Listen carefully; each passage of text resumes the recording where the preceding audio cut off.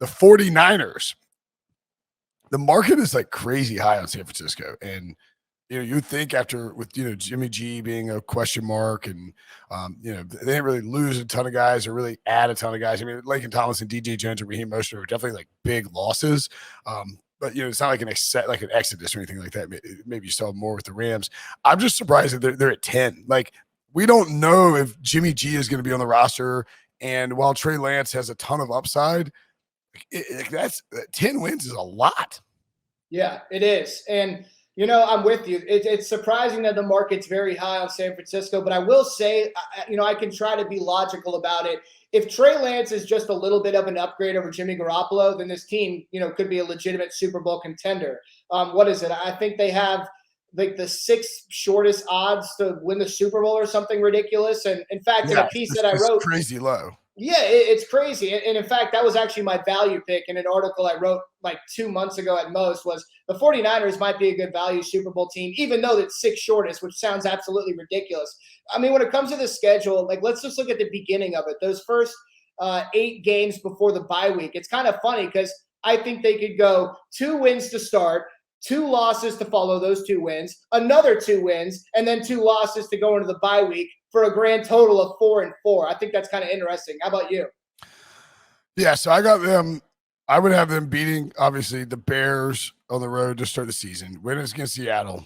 I think they probably lose at Denver. And so if I got 2-2, 4-2, I'm going to give them a split with the Rams just because – how Kyle Shanahan has coached against the Rams in his career, and if Trey Lance is good. So I will say, let's see, 1, 2. I mean, they probably have 5 wins going into the week 8. We're going to week 9. Like, I mean, like if I go 5-3 there, I probably need to go. Like you're right. Like it's tough to get under if you go 5 wins out of the gate like that. I wish this number was like 8.5 or 9. So I actually could take the over because I do like the 49ers, of course. They beat the Chargers at home, probably split with the Cardinals. I think they could certainly beat the Seahawks on the road and the Raiders on the road. So, yeah, I mean, it's a team that's probably going to be right around 10 wins. It really is like entirely based on how, like, is Trey Lance going to be awesome or is Trey Lance just – still developing and like, is Jimmy G coming back? You know what I mean? Like that to me is like the big question mark here. So if I'm buying the Niners, like and actually going to bet a win total for them, I want it to be a better value. Like people are like more surprised by how Trey Lance comes out and performs.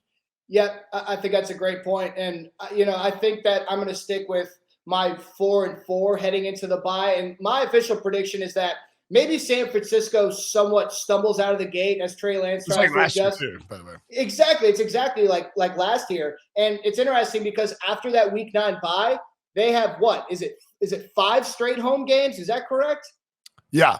No. They're the 4 or 5 are at home. Chargers at Cardinals, Saints, Dolphins, Buccaneers at home. Like that, I mean, like they could certainly beat the Buccaneers at home. Like that wouldn't be out of the question at all. Like, I mean, we all think Tampa's going to be good, but like, the Niners winning just wouldn't be like that crazy.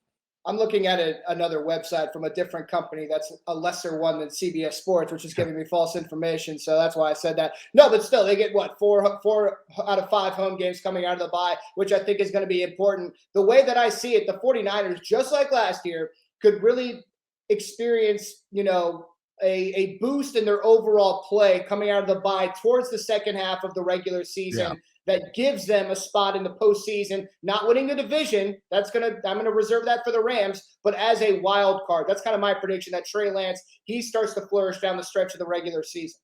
I don't think that's crazy at all. Like if he picks that offense and really starts to get it going down the stretch, then this team will be extremely dangerous and can hang some big scores on these defenses down the. Yeah, I mean, like look again, like it is all about Trey Lance. You're making a projection on how you think he will perform, and it is possible too. Like if he plays really well in the offseason, it looks great in training camp, et cetera, that this number ticks up a little bit. So on the other hand, if he looks terrible, it could tick down a little bit too.